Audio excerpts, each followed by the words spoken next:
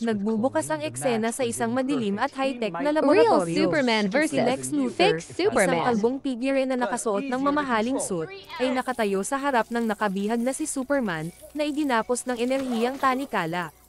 Sa kaibuturan ng kanyang lihim na laboratorio, si Lex Luthor, isang taong may pambihirang talino at mas higit pang ambisyon, ay inilantad ang kanyang pinakabagong likha.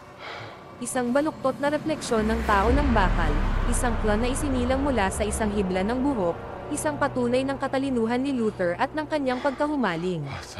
Lex Luthor, may mapanuyang ngiti sa labi, kita mo ba, Superman? Kahit ikaw, na may lahat ng kapangyarihan, ay maaaring mapabagsak ng pinakamaliit na bagay. Isang hibla ng buhok, isang alaala mula sa iyong di mabilang na laban, ang tanging kailangan ko. Iyon ang naging susi sa iyong kuta, ang blueprint ng aking obra maestra. Tagapagsalaysay, ang clone, isang nakakapangilabot na anyo ni Superman, ay tahimik na nakatayo sa tabi ni Luthor. Mas malakas, mas madaling kontrolin, ngunit kulang sa espiritu ng isang bayani. Isang puti sa kamay ng isang Panginoong nilamon ng galit. Superman, pilit na kumakawala sa pagkakatali, anuman ang binabalak mo sa Babya, Luthor, hindi iyon magtatagumpay.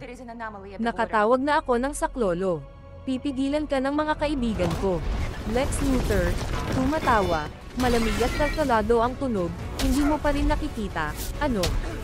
Ang Babya, ang kaguluhang militar, lahat iyon ay isang palabas. Isang maingat na binuong entablado upang mahulog ka sa bitag, upang makita ng mundo na ikaw ay isang banta. Tagapagsalaysay, ang plano ni Luthor ay kasing intriga ng kanyang kasamaan. Siya mismo ang nag-origina ng kaguluhan, isang pandaigdigang krisis, lahat upang bigyang katwiran ang di matanggap, ang pampublikong pagbitay kay Superman. Lex Luthor, nang makialam ka, lalo mo lamang ginampanan ang papel na hinanda ko. Ang pamahalaan, natakot sa iyong kapangyarihan, ay ngayon magpapasalamat sa akin para sa iyong paglipol. Tagapagsalaysay, sa isang pindot ng kanyang daliri, naglaho ang enerhiyang tanikala, at agad na sumugod ang clone kay Superman. Ang laboratorio ay naging isang larangan ng digmaan, isang ipu-ipu ng kapangyarihan at galit. Nagbanggaan ang dalawang Titan, yumanig ang mismong pundasyon ng gusali. At nang hamupa ang alikabok, Pidgeot hiningang naghintay ang buong mundo, kung aling Superman ang magtatagumpay.